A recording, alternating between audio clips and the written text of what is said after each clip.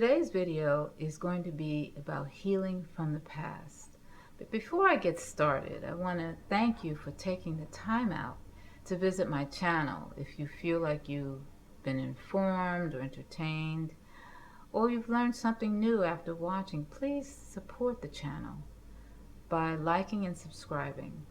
Also, turn on the notifications bell so you'll know when I post new content. Thank you so much. There's actually one thing I'd like to say before I get started.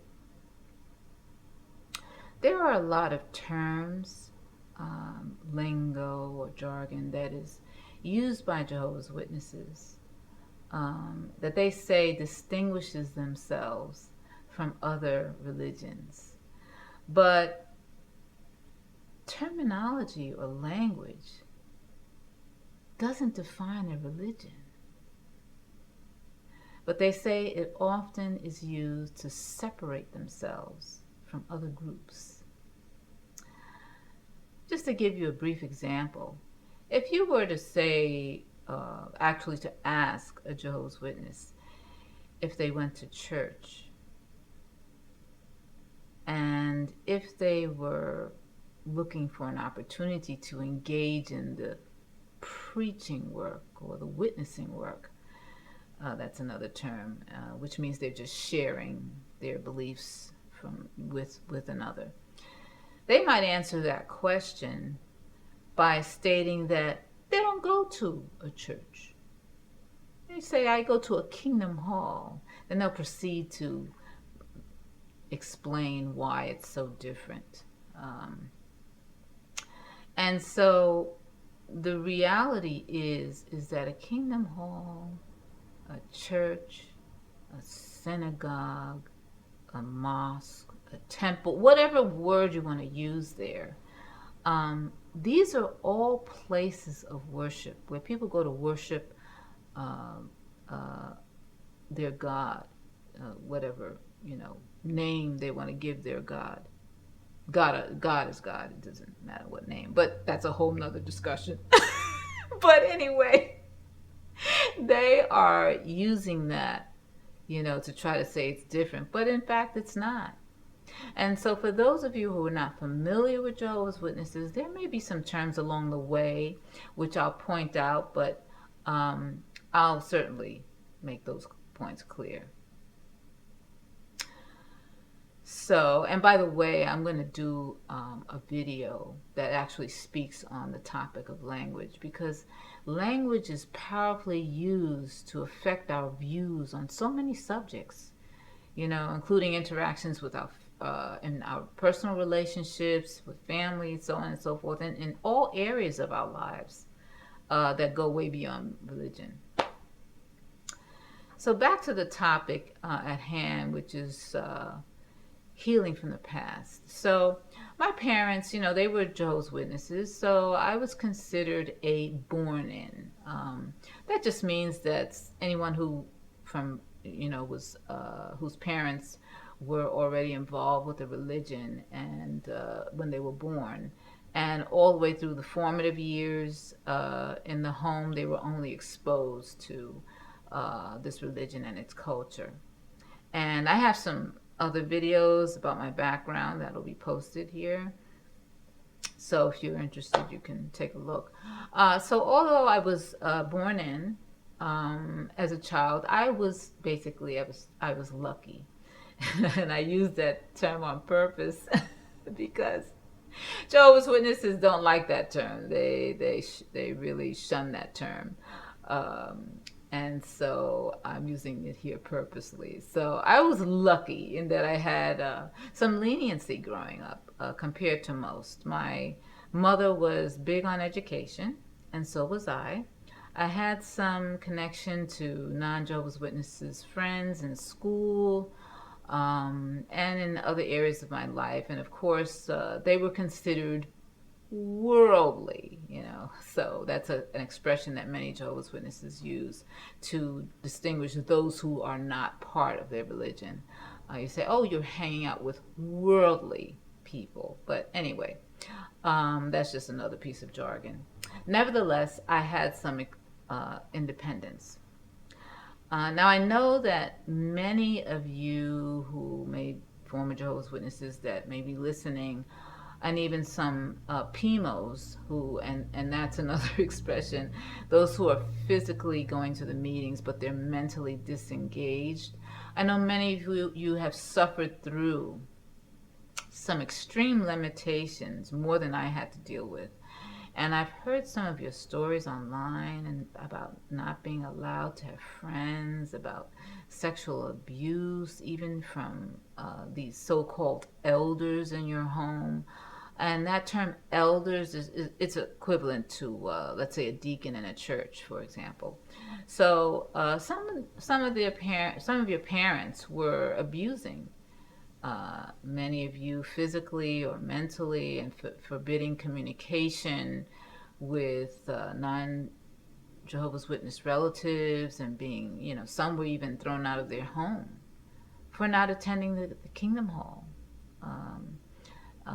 Many of you not even having any friends at all. And some parents went so far as to limit your Jehovah's Witness friends because, they're not in good standing, so you can't hang around with them. Then who are you supposed to be friends with? So if you really think about it, this was their way of cutting you off from everyone. This kind of, this created mental control and domination. And that is what creates suffering. I also heard a few of you speak of having Armageddon drills when you were growing up. Imagine that. The mental impact of this type of fear-mongering has been devastating to so many. How do we deal with this? Well, the best way is to start to let go of all of that. And the key is to work through the grieving process and focus on moving away from the past mental trauma that this religion has produced. This is an area where people sometimes get stuck because they're living in the past. Many ex-Jehovah's Witnesses are still dwelling on the past hurt from the mental manipulation and destruction of relationships that the Jehovah's Witnesses have caused within their families and other close connections. It is really good to work through and acknowledge the pain that was caused, but it's not helpful to you nor anyone you have in your life to stay in that pain and to keep talking about it. What are you gaining by keeping that pain, trauma, active?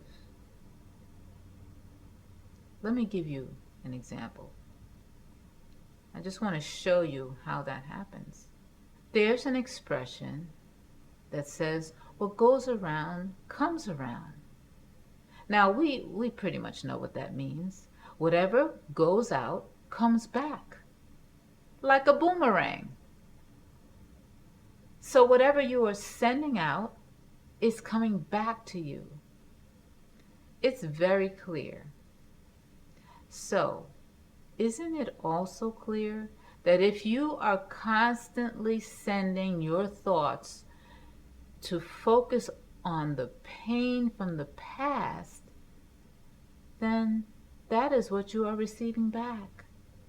Dwelling on that which you don't want is creating more of what you don't want. You are essentially getting the full manifestation of that expression. What goes around comes around. It's very true. So focus on giving up the stories of the past, because those stories, they're over. There is nothing And I mean nothing you can do to go back in the past and change it. So many people are sad and depressed. If we took a poll on what was causing their sadness, almost all of them are upset over things from the past. And these things from the past, they cannot be changed. If you're dwelling on the past hurt, you are creating your present moment of sadness. Thus, you are building and creating your future based on what you are experiencing, whatever you're feeling right now. Why would you create your future based on pain from the past? That's like driving while looking through the rearview mirror. What happens? You crash again and again and again. Whether you realize it or not, you are creating your life with those negative thoughts in the present moment based on things, events that can't be changed, and thus make you feel powerless. This can be summed up in a simple statement. What you think, you become. 5 words. What you think, you become. And it doesn't matter who said it. Don't miss the message. Make a decision. That might be difficult for some Jehovah's Witnesses because they were taught to not lean on your own understanding. That expression is based on some scripture or something. So it's basically meant to stop you from thinking. But anyway, make a decision to move your life forward. Most of humanity has been through unpleasant past experiences. Every single person on this planet can point to something that didn't go well when we were growing up, or even something terrible in our adult life. But again, that is all stuff from the past. Why allow those unpleasant experiences that have already impacted you, and in many ways, why continue to allow those experiences to affect the present moment? Since we're creating our reality, now is the time to do something different, to create a beautiful tomorrow for your future. You see, this moment is the most powerful moment. That is how life is to be lived, moment by moment by moment. Take this for example. Let's say you have money, currency. And with that currency, you must use it to pay for things. So pay attention. Because you pay attention by spending your energy, which is a form of currency. You spend it on what you value. You see, it's all connected. Said another way, your energy, your energetic currency flows to where your attention goes. So what do you spend your currency on? Right? Energy flows where your attention goes. So why not put that energy on healing from the past, not living in the past? So remember this, the past is over, unless you keep it active in the present moment. So instead, focus on self-care. Look in the mirror, not the rearview mirror. But seriously, get to know that person in the mirror. You will be with him, her, them the rest of your life. This is the beginning of a new journey. Start by forgiving that person in the mirror for all the awful things we've said to ourselves about ourselves, right? This has been going on for years. So it's time to forgive yourself. They say we are our own worst enemy. Well, it's time to prove that statement wrong. Stop being your own enemy. Start by letting him, her, them know you are sorry.